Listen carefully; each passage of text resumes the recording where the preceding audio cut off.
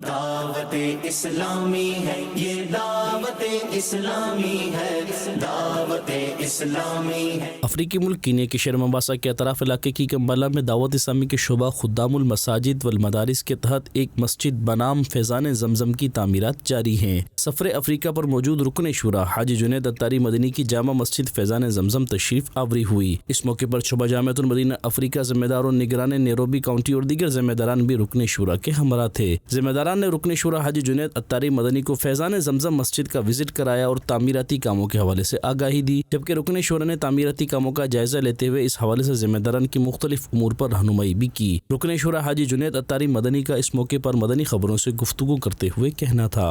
اس وقت ہم مومباسا سے مالندی کی طرف سفر کر رہے ہیں، جہاں انشاءاللہ عز و جل عاشقان رسول کے مدارس میں وزٹ ہے، حاضری ہے، اور علماء کرام اور طلباء کرام کی زیارت اور ملاقات ہے۔ انشاءاللہ علماء کرام کو دعوت اسلامی کی دینی خدمات سے آگاہی پیش کریں گے۔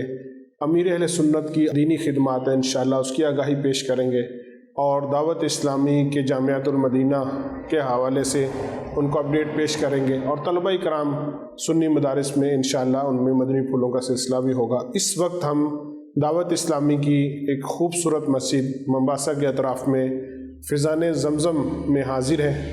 ماشاءاللہ یہاں کے اسلامی بھائیوں نے ایک اچھی کوشش کر کے اس مسجد کو بڑا خوبصورت بنایا ہے۔